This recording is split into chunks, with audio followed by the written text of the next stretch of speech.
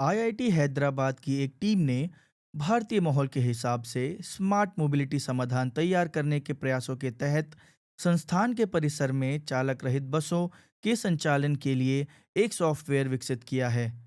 ये एआई आधारित तकनीक technology innovation hub on autonomous navigation यानी TIHAN द्वारा विकसित की गई है और इसका उपयोग परिसर के भीतर छात्रों और शिक्षकों को वाहनों में ले जाने के लिए किया जा रहा है। Last 1.5 years, our autonomous vehicle is running in our campus, which is not running in a separate road. It is running in the normal road where the students, everybody is traveling. Still date, there is no accidents, no problems, nothing. Around 10,000 plus passengers already traveled. We got around very good 90% plus good feedback from them. So right now it is in the deployment stage. इस तकनीक की developers के अनुसार पिछले कुछ समय से उपयोग में आ रही इस सेवा ने अन्य संस्थानों के साथ साथ तेलंगाना राज्य सरकार की भी रुचि आकर्षित की है। इस तकनीक को हवाई अड्डों, गोदामों और बड़े शैक्षणिक या औद्योगिक परिसरों जैसे स्थानों पर उपयोग के लिए उपयुक्त माना जा रहा है। इस प्रणाली को भारतीय सड़क परिस्थितियों के अनुकूल बनाने के लिए TIHAN टीम बड़े पैमाने पर डेटा जुटा रही है, जिसमें हैदराबाद से जम्मू तक के रास्तों पर विशेष रूप से सुसज्जित एसयूवी के साथ सड़क परीक्षण भी शामिल हैं। We have recently completed a mission which we call as Safari, starting from Hyderabad to Jammu, around 4,000 kilometers. We have covered both the ways, so we have around 8,000 kilometers of Indian data, cutting across 35 plus cities collected, and we are using that data set for training the autonomous driving so that, the autonomous driving stack gets, trained for Indian conditions as well. इस data का उपयोग navigation algorithm को बेहतर बनाने और system की लचीलापन बढ़ाने के लिए किया जा रहा है। हालांकि इस सॉफ्टवेयर ने नियंत्रित वातावरण में सफलता का प्रदर्शन किया है, लेकिन डेवलपर्स का कहना है कि व्यापक व्यावसायिक उपयोग से पहले इसे अनियंत्रित और कठिन परिस्थितियों में कठोर परीक्षणों से गुजरना होगा। तमिलनाडु की राजधानी चेन्नई में खाना सिर्फ पेट भरने का जरिया नहीं, जीने का तरीका है। घी में भीगी इडली और तीखे चिकन पैसेट से लेकर चाशनी भरी जलेबी और मुलायम गुलाब जामुन तक अलग अलग प्लेट की खासियत है। सांभर और डोसा अब भी लोगों का मुख्य आहार है, लेकिन शहर में पनप रही नई खाद्य संस्कृति में पारंपरिक के साथ साथ नए जायके भी शामिल हो रहे हैं। यहाँ एक गिलास नींबू पानी जैसी साधारण चीज भी काफी मायने रखती है। சாப்பிட்றவங்க பாராட்டுறாங்க, பரவாயில்ல நல்லா இருக்கு அப்படின்னு சொல்லிட்டு போகிறாங்க. மனசுக்கு திருப்தியாக இருக்குது. மற்ற இடத்துல வாங்கினா 25 ரூபா 30 ரூபான்னு விற்கிறாங்க ஜூஸு, நம்ம 15 ரூபான்னு தான் விற்கிறோம் அதனால் மக்கள் எந்த இதுவும் சொல்லி நல்லா பரவாயில்லன்னு தான் பாராட்டுறாங்க। चेन्नई में बेशक महंगे रेस्टोरेंट भरे हुए हैं, लेकिन इसकी आत्मा चहल पहल भरी गलियों और समुद्र तटों पर सादे किफायती भोजनालयों में ही बसती है। पॉपअप रेस्टोरेंट, फूड ट्रक और थीम वाले कैफे लंबे समय से शहर की खाद्य संस्कृति का हिस्सा रहे हैं, जिनमें हर किसी के लिए साफ सुथरा खाना उपलब्ध होता है। साधारण बिरयानी भी अब तीखी अंबुर शैली की सुगंधित डिंडीगुल बिरयानी में बदल गई है। ट्रिप्लीकेन में खासकर ऑटो ड्राइवरों को मालूम होता है कि कहाँ आधी रात को ठेला गाड़ियों पर मटन मिल सकता है और कहाँ चाय की दुकानें सुबह 4 बजे गर्मा गर्म बन बटर जैम खिलाती हैं। நாங்கள் அனுபவிக்கிறது சென்னையை தவிர எங்கேயுமே சாப்பாடு நல்லா இருக்காது. நீங்கள் குறிப்பாக மீன், கறி, மட்டன் இதெல்லாம் சாப்பிட்ணும் அப்படின்னு ஆசைப்பட்டு போனீங்கன்னா பீச் சைடு போனீங்கன்னா நல்லா வறுத்த மீன், கடமா முதல் கொண்டு பொரிச்சு தருவாங்க. மிஞ்சி போனால் ஒரு 500 ரூபாய்க்குள்ளே அடங்கிடும். இதே வெளிநாட்டில் 10,000 ரூபாய் கொடுத்தாலும் அது கிடைக்காது காரம் சாரமாக. அதே மாதிரி 50 ரூபாய்க்கும் சென்னையில் பிளாட்ஃபார்மில் டீ கடையில் ஒரு சாப்பாடு 50 ரூபா தான், सांबर பொரியல் அப்பளம்। साफ है कि चेन्नई में न सिर्फ पेट भरने के लिए बल्कि आत्मा को तृप्त करने वाले आहार हैं। शहर में 22 अगस्त को चेन्नई दिवस मनाने की तैयारियां चल रही हैं, जिसके साथ ही जायकेदार और विविधतापूर्ण आहार की तैयारियां भी परवान चढ़ रही हैं। गुजरात के तापी जिले में आदिवासी इलाकों के 28 उच्चतर माध्यमिक छात्र सूरत से श्रीहरिकोटा स्पेस सेंटर के लिए रवाना हुए। ये दौरा जनजातीय विकास पहल के तहत आयोजित किया गया था। इस दौरे के लिए राज्य के 15 जिलों में लिखित परीक्षा आयोजित की गई थी।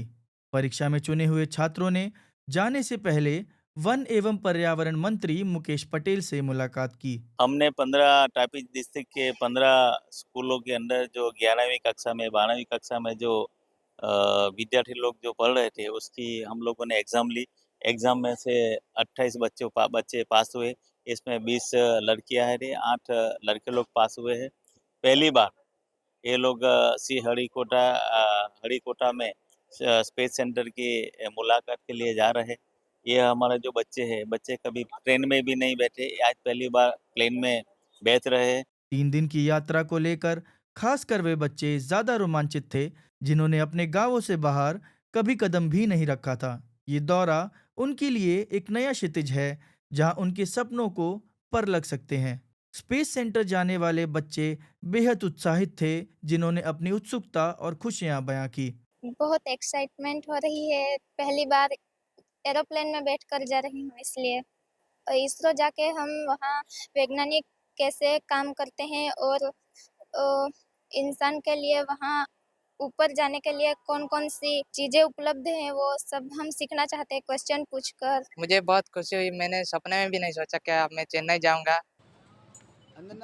कार्यक्रम का मकसद दूर दराज में रहने वाले बच्चों को अंतरिक्ष के क्षेत्र में भारत की उपलब्धियों से परिचय कराना था ताकि उन्हें प्रेरणा मिले, विज्ञान और प्रौद्योगिकी में दिलचस्पी बढ़े और वे बड़े सपने बुन सकें।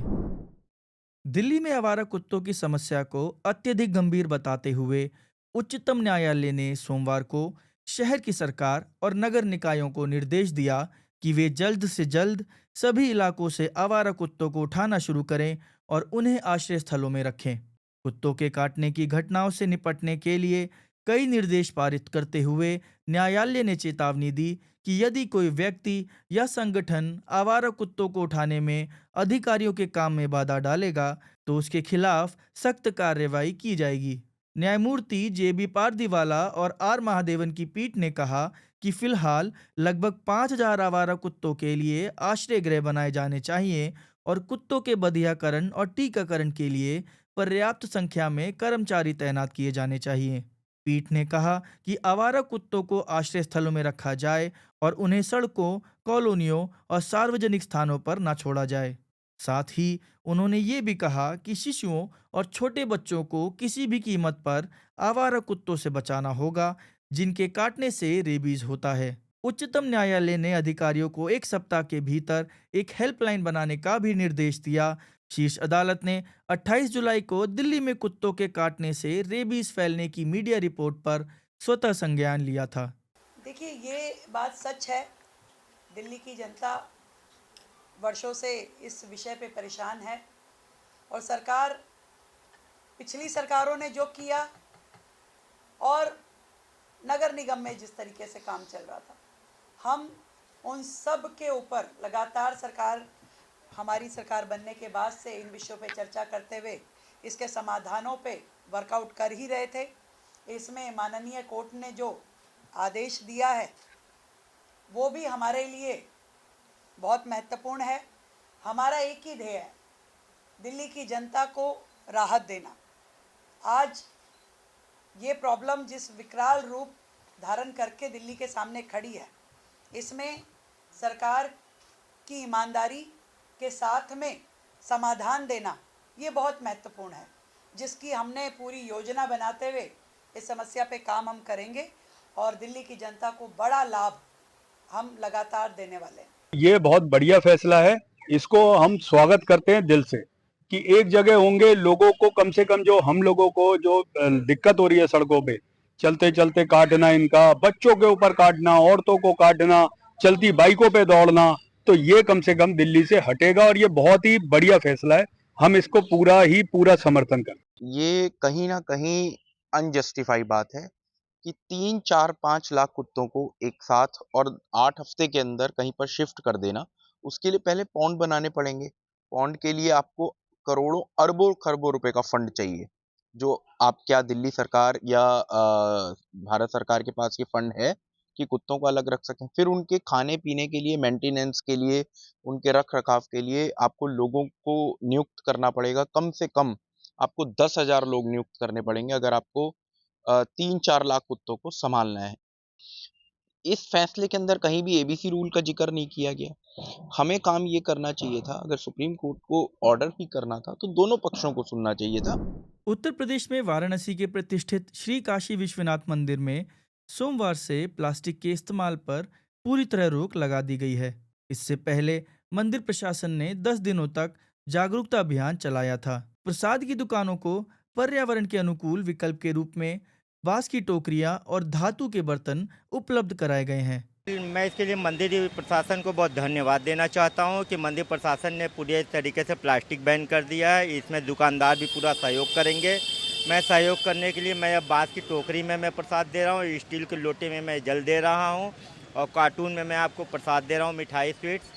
इसके लिए मंदिर प्रशासन को बहुत बहुत धन्यवाद कि पूरे तरीके से प्लास्टिक बैन किया। प्लास्टिक बैन हुआ, इसके लिए बहुत ही सराहनीय कार्य है ये और मंदिर प्रशासन द्वारा ये मुहिम चलाई जा रही है, जो कि बहुत ही सराहनीय कार्य है। ये प्लास्टिक मुक्त काशी भी होना चाहिए, मंदिर भी होना चाहिए। श्री काशी विश्वनाथ मंदिर न्यास द्वारा दिनांक 11 अगस्त 2025 से प्लास्टिक का प्रवेश धाम परिसर में पूर्णतः प्रतिबंधित कर दिया गया है।